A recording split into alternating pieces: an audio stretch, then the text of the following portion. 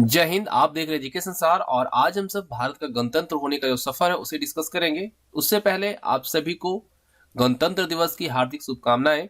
तो चलिए वीडियो को स्टार्ट करते हैं और देखते हैं कि हमारे संविधान की बनने की जो प्रक्रिया है वो किस तरह से पूरी हुई है। तो 26 जनवरी 1950 को भारत का संविधान लागू हुआ, जैसा कि आप सब जानते हैं, और देश एक हमारा संविधान और लोकतांत्रिक राष्ट्र बना।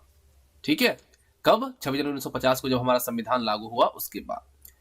अब यहाँ पे बात आती है कि जब ये लागू हुआ उसके पहले हमारे देश में कौन सी अधिनियम या कौन सी एक्ट चलती थी।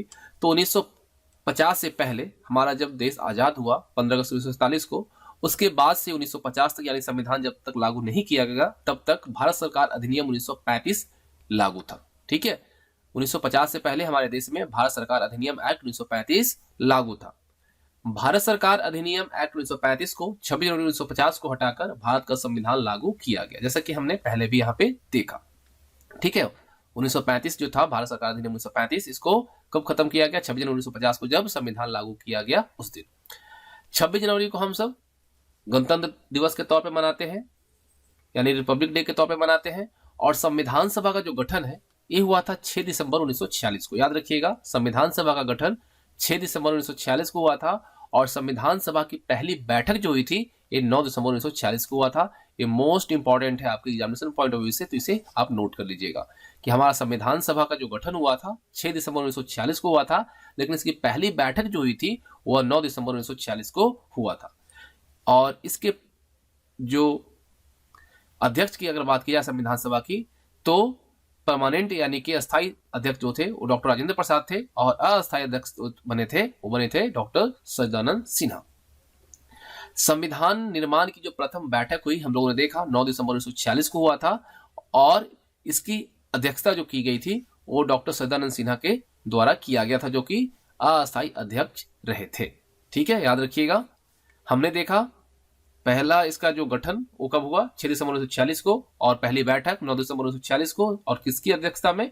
डॉक्टर सच्चिदानंद सिन्हा की अध्यक्षता में, जो कि अस्थायी अध्यक्ष थे। अब बात आती है कि आजादी के बाद, ठीक है, जब इसकी ड्राफ्टिंग कमेटी की जो गठन किया गया वो कब किया गया? तो 29 अगस्त 1947 को संविधान सभा की ड्राफ्टिंग कमेटी का गठन किया गया, यानी प्रारूप समिति जो कहते हैं उसकी गठन किया गया। कब? 29 अगस्त 1947 को। ड्राफ्टिंग कमेटी यानी जो समिति है उसमें कुल 7 सदस्य थे जिन्होंने संविधान का एक मसौदा तैयार किया। अगर हम सदस्य का नाम यहां पर देखें तो उसमें डॉक्टर भीमराव अंबेडकर जो कि अध्यक्ष थे, एन गोपाल स्वामी अयंगर, अलादी कृष्णा स्वामी अय्यर, डॉक्टर के ए मुंशी और सैयद मोहम्मद सादुल्ला, एन माधवराव और टीटी कृष्णमाचारी जो थे ये सभी सदस्य थे। संविधान सभा ने बीएन राव को संवैधानिक सलाहकार के तौर पर नियुक्त किया था। यह भी इंपॉर्टेंट है। ठीक है, संविधान सभा ने किसे संवैधानिक सलाहकार के तौर पर नियुक्त किया था? तो बीएन राव को। और संविधान सभा के सदस्य जो थे वो भारत के राज्यों की सभाओं के निर्वाचित सदस्यों के द्वारा चुने गए थे। यह भी मोस्ट इंपॉर्टेंट है। तो जो भी इंपॉर्टेंट है आपके एग्जामिनेशन पॉइंट ऑफ व्यू से उसे आप नोट करते चलेंगे। अब देखिए, संविधान सभा के कुल सदस्यों की अगर संख्या देखा जाए तो 379 था, जिसमें कि 15 महिलाएं थी। ठीक है, और संविधान की ड्राफ्टिंग समिति के अध्यक्ष हम लोगों ने पहले ही देखा कौन थे? डॉक्टर भीमराव अंबेडकर। भारत के संविधान के निर्माण में जो समय लगा वो 2 साल 11 महीना 18 दिन का समय लगा था। ठीक है, इस क्वेश्चन को भी पूछा जाता है, भारत का संविधान बनने में कितना समय लगा था? 2 साल 11 माह 18 दिन। संविधान पर समिति के 15 महिलाओं समेत 284 सदस्यों ने हस्ताक्षर किया था। कितना? 284 सदस्यों ने हस्ताक्षर किया था, जिसमें से 15 महिलाएं थी। समिति ने संविधान का पहला जो मसौदा है वो फरवरी 1948 में प्रकाशित किया था और चर्चा के लिए 8 महीने का समय निश्चित हुआ था। ठीक है, समिति के द्वारा संविधान का जो पहला मसौदा है, पहला ड्राफ्ट जो है वो फरवरी 1948 में प्रकाशित किया गया था और इस पे चर्चा के लिए 8 महीने का समय निश्चित किया गया था। ड्राफ्टिंग समिति ने दूसरा मसौदा जो है यानी दूसरा जो प्रारूप है वह 1948 में प्रकाशित किया था।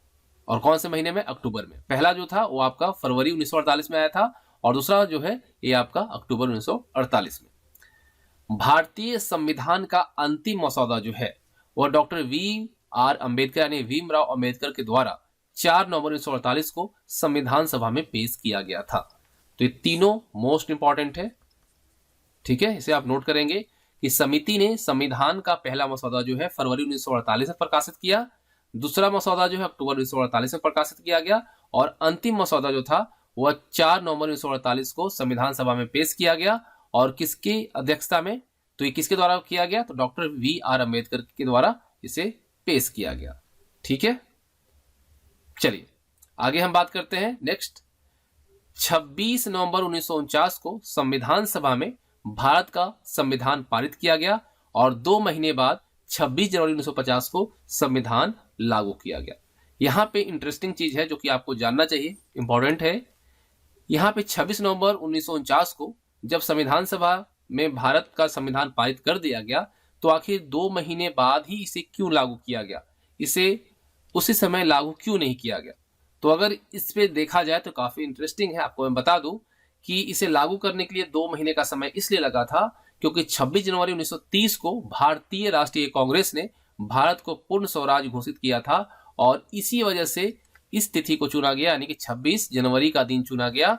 और 2 महीने बाद यानी कि 26 नवंबर 1949 को जब संविधान बन गया, लेकिन इसे 26 जनवरी 1950 को 2 महीने बाद इसलिए लागू किया गया क्योंकि इसी दिन हमारे देश में भारतीय राष्ट्रीय कांग्रेस ने भारत को पूर्ण स्वराज घोषित किया था और इसी के उपलक्ष्य में इसे इस दिन लागू किया गया। अब देखिए भारत जो है, ठीक है, हमारा देश जो भारत है, इसका संविधान जो है दुनिया का सबसे बड़ा और पुराना लोकतंत्र संविधान है। भारत के संविधान को सबसे बड़ा लिखित संविधान होने का गौरव प्राप्त है। जैसा कि आप सब जानते हैं कि हमारे देश का जो संविधान है सबसे बड़ा लिखित संविधान है। भारत के लिखित संविधान की जो मूल प्रति है उसे अभी सहेज कर रखा गया है, सुरक्षित रखा गया है।